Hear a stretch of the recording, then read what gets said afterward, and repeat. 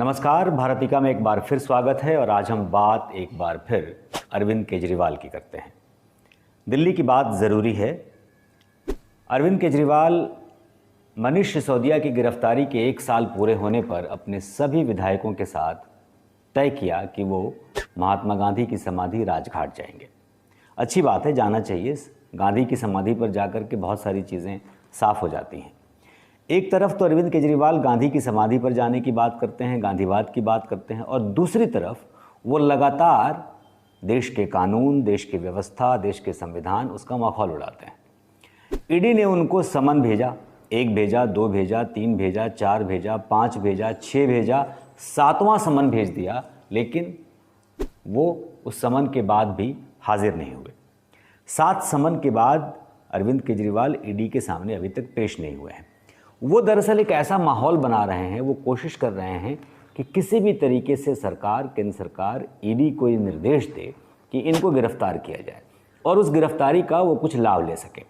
हालांकि परिस्थितियां ऐसी नहीं हैं कि ईडी उनको तुरंत गिरफ्तार करेगी, लेकिन 7 समन को अवॉइड करना, अगर कोई आम आदमी ऐसा 7 समन अवॉइड किया होता तो सोचिए ईडी ने क्या किया होता, टांग दिया होता। अभी तक दो समन के बाद अगर कोई भागता है तो उसके पीछे पुलिस लगा देती ईडी, और पता नहीं क्या क्या होता। लेकिन दिल्ली के मुख्यमंत्री हैं और वो भी बहुत ज़बरदस्त मुख्यमंत्री हैं, क्योंकि उनके कारनामे तो हम सब लोग जानते हैं।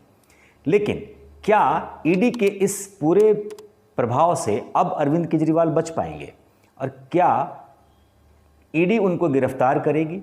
देखिए, आम लोकसभा के चुनाव होने हैं और किसी भी दिन, हफ्ते 10 दिनों के अंदर, अब किसी भी दिन चुनाव आयोग चुनाव की घोषणा कर देगा, उसकी अधिसूचना जारी हो जाएगी और उस पूरे माहौल का लाभ लेना चाहते हैं अरविंद केजरीवाल।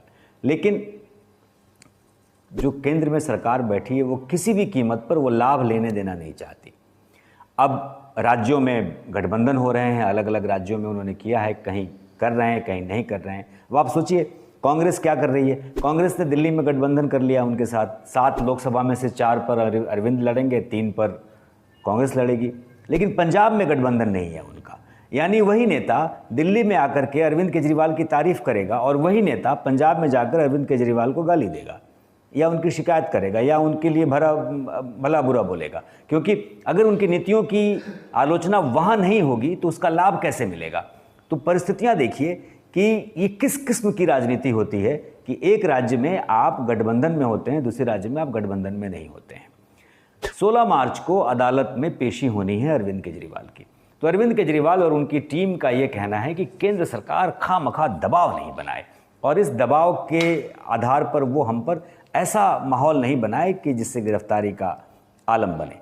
बस उसका ये कहना है कि उस पूरी पार्टी का कि ये पूरी नौटंकी है और ईडी के दबाव में भारतीय जनता पार्टी कुछ ऐसा कर रही है कि जिससे उनको गिरफ्तार करने का मौका मिले। अब ये देखिए कितने बड़े ये नौटंकीबाज लोग हैं अरविंद केजरीवाल और उनकी पार्टी। अब ये बार बार कहते हैं कि मुझे गिरफ्तार किया जाएगा, मुझे गिरफ्तार किया जाएगा, और ऐसा माहौल बनाते हैं कि जैसे ये लगे कि उनको गिरफ्तार कर लेना मतलब एक तरीके से गुनाह और पाप हो जाएगा। अरे भाई, जब आपने गलतियां की हैं, जब आपने गुनाह किया है तो आपको ये डर तो सताएगा ना। और जब समन आ रहे हैं तो समन पे आपको पेश होना, क्योंकि ये डर लग रहा है कि समन पे जाएंगे, पेशी के लिए जाएंगे, सवाल जवाब होंगे, ठीक से जवाब नहीं दिया तो उसी में कहीं गिरफ्तारी हो जाएगी, फिर कैसे होगा?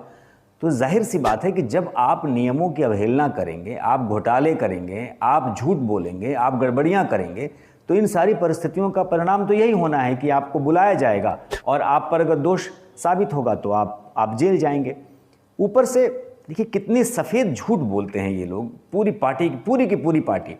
एक भी आज की तारीख में ऐसा नेता नहीं बचा है इनकी पार्टी में जो एक रत्ती भी सच बोलता हो। अब वो झूठ बोलते हैं कि भाई हमने तो कुछ किया ही नहीं है, अदालत में कुछ साबित नहीं हुआ है, कोई सबूत नहीं मिल रहे हैं। इसका मतलब वो सवाल खड़ा अदालत पे भी कर रहे हैं, देश की अदालतों को भी वो कटघरे में खड़ा कर रहे हैं। जो अदालतें उनको जमानत नहीं दे रही है, संजय सिंह को नहीं दे रही है या मनीष सिसोदिया को नहीं दे रही है, तो इसकी कुछ तो वजह होगी कि आपके बड़े बड़े नेता जेल की सलाखों के पीछे हैं और उनको जमानत नहीं मिल रही है। तो जाहिर सी बात है कि कहीं ना कहीं तो ये लग रहा है अदालतों को भी कि इसमें गड़बड़ियाँ हुई हैं। पिछली बार इन्होंने क्या किया, अपनी विधानसभा का अविश्वास प्रस्ताव इन्होंने पेश कर दिया। 70 विधायकों की विधानसभा में 62 विधायक हैं। भाई क्या क्या नौटंकी है। और वो सिर्फ इसलिए कि जिस दिन अदालत में पेशी होनी थी वो विधानसभा में उपस्थित होने का बहाना बनाकर अदालत में नहीं जाएंगे। मतलब आप समझिए कि इस देश की राजनीति को ना एक ज़बरदस्त नमूना मिला है पिछले 10 सालों से, और हम लोग उस नमूने का जो पूरा आचरण है वो नमूना हम लोग देख रहे हैं। अब जा रहे हैं वो गांधी के पास, गांधी की समाधि पर, लेकिन गांधी की जो चरित्र हैं और या गांधी की जो सोच है उससे कहीं कोई लेना देना नहीं है। झूठ बोलना, हर बात पे झूठ बोलना, आज कुछ बोलना, कल कुछ और बोल जाना। सारी पार्टियों को, मैं तो कह रहा हूं कि चलिए राजनीति में आ रहे थे, सारी पार्टियों को गलत कह रहे थे, चलिए उस तो कई बार लोग बात कह चुके, लेकिन जिस कांग्रेस के नेताओं की पूरी फेहरिस्त लेकर के अरविंद केजरीवाल हर दिन प्रेस कॉन्फ्रेंस किया करते थे, और कई ऐसे नेताओं की लिस्ट अरविंद केजरीवाल ने हमें भेजी थी और कहा था कि रंजन आप जरा इसकी पूरी तस्दीक करके हमको देखिए कि इनके बारे में क्या जानकारियां हैं। और बहुत सारे नेताओं की गड़बड़ियों की जानकारियां जो पत्रकारों के पास होती थी वो उनसे वो मांगते रहते थे, और उन सारे नेताओं के पाले में जाके खड़े हो गए और कह रहे हैं कि नहीं जी, हम तो यहाँ हमको बीजेपी को हराना है। मेरे कहने का मतलब ये है कि समन से बचने के लिए जिस तरीके की परिस्थितियां अरविंद केजरीवाल पैदा कर रहे हैं, इससे वो बच नहीं पाएंगे।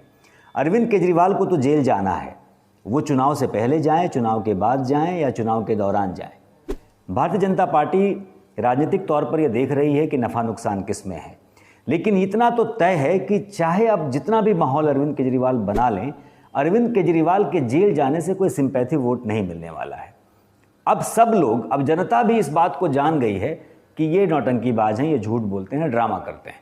बस जनता की एक ही कमी है कि मुफ्तखोरी उसके जहन से नहीं जा रही, और इसका फ़ायदा उठाने में आम आदमी पार्टी गुरेज नहीं करती है। लेकिन एक बात मैं आपको और बताऊंगा इस कार्यक्रम को ख़त्म करने से पहले, कि ये एक तरीके से भारतीय जनता पार्टी के लिए भस्मासुर हैं, क्योंकि आम आदमी पार्टी की बुनियाद जब रखी जा रही थी और अन्ना का आंदोलन जब पूरा हो रहा था तो संघ ने बहुत मदद की थी।